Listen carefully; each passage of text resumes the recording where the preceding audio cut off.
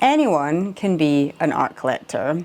You do not need a trust fund, you do not need a rich daddy, and you certainly don't need to be making tons and tons and tons and big salaries to be able to afford to buy art, to collect art, and to have beautiful art in your home. All it takes really is having lots of curiosity about the kind of work that you might enjoy, looking online, going to art galleries, going to art fairs, figuring out whether or not there are artists in your local area that you would like to support by purchasing their art, and getting out there and finding work that really speaks to you and that you like, and not really taking much notice of what you're supposed to be buying, and or worrying too much about not being able to afford the really crazily expensive, ludicrous priced stuff.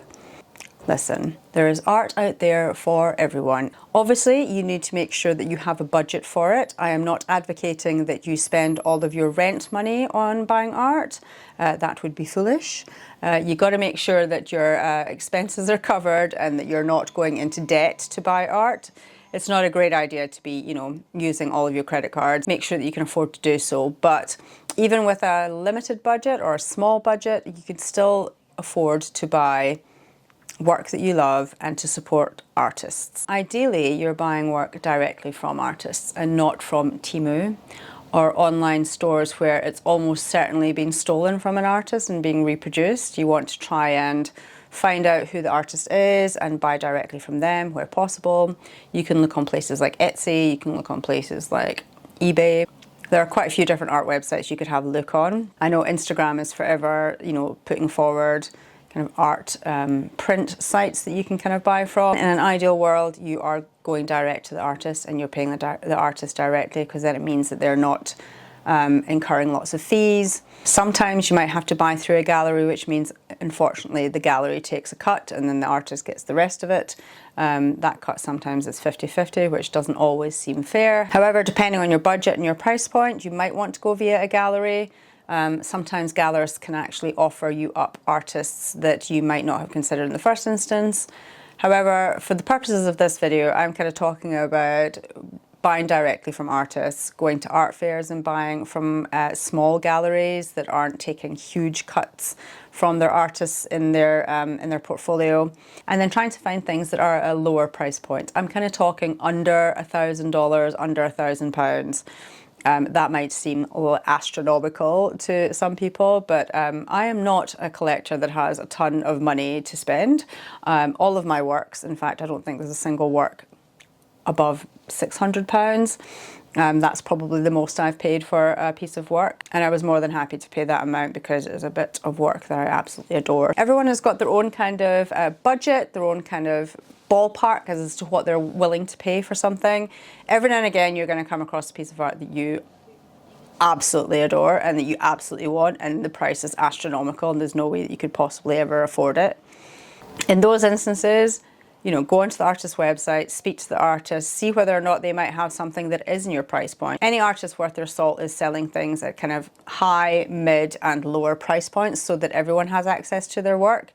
That's certainly something that I want to do moving forward with any work that I'm going to be producing. I want to make sure that I have kind of prints at an affordable price point, a kind of mid-level price point, and then kind of higher priced work. But for you, the collector, and that's what we're calling you now, is a collector of work, you should be able to find art that is at your price point and that is within your budget and is not stretching you too far. So let's have a little look at what I have been purchasing recently. I went to an art fair and I found an artist online on TikTok actually, whose work I really liked and who I wanted to support. Like this. There we go, so that's a little... So that is, let me see if I can put that to, can you see that? Without any glare on it. This is my little, it's on wood. It's been signed on the side. I'm not sure if this is an edition. The piece is called Glow. It's got a little hook on the back to hang. And yeah, I really love it. I wasn't really in the market for buying new work. I do have many prints and paintings that are kind of sitting archived at the moment because I do not have the wall space for them, because I don't have a full house to put my art everywhere. I'm currently obviously renting in London. So I have limited wall space where I can put my work. So even though I am collecting, it's kind of going into a little bit of an archive, and at some point it'll all come out and I'll get it framed. That's going to cost me a fortune. But slowly but surely I am kind of building my art collection, small piece by small piece. I'm going to show you this piece, which has been sitting in the background here. So let's have a look. I don't know if you can see it with this light. I might have to do a different shot here to kind of give you some detail of this, because it seems to be silhouetted by the extremely bright weather we have today. But anyway, this is a ceramic sculptural piece. It's got kind of 3 kind of cats with human faces, 1, 2, 3, on it. And I'm going to have to keep it in the corner of my bookcase, away from my cats, because the propensity of my cats to knock things over and break things is pretty high. Amanda's work is, it's all quite kind of a bit weird. A lot of her kind of pieces have kind of their animals with human faces, and I like that. I like things that are kind of slightly weird and off the wall. The gallery that I encountered at the art fair is Marine House at Beer. Gallery owners, or the kind of gallerists themselves, were really, really lovely. I chatted to them and they were really nice. And I'll also put a link to their website in the description below. And let me tell you, building a small collection of art, it is a lot of joy. It really brings me great delight, and I want to do more of it. I hope to do more of it in the future, but for now, I have to kind of limit the amount that I can actually buy, because I have limited space and limited wall space and limited storage space. Again, I might have to film this separate so that you can kind of see it, but it's essentially a bronze conker with this little bit that comes out. Can you see? Can you see that? Hang on, let's put this down for a second because it's heavy. This is so satisfying to hold on to. Just the weight of it is amazing. And then also, of course, this is spiky, but it's also very satisfying to kind of pop that in and out of. The name of this piece is Life Without You is Pointless, which I really like. This is by an artist called, his website is called Naughty Boy Studio, and his name is, I'll tell you now in 2 seconds, caller, Mark Richard Hall.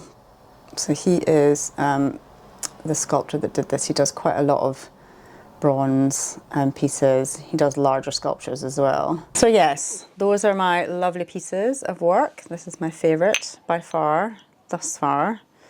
Apart from my David Shrigley print, which is on the wall behind me, I'm very enamoured by this little bronze. It is so effing lovely. I just like to just kind of hold it every now and again, just hold it in my hands.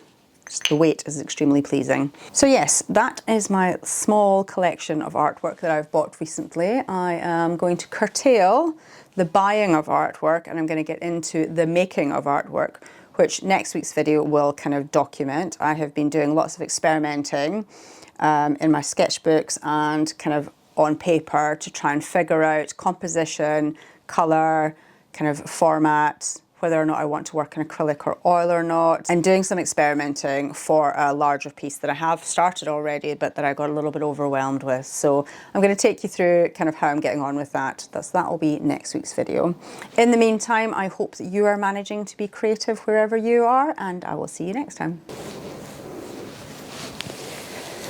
Oh my gosh, I need a haircut. Really, really desperately need a haircut.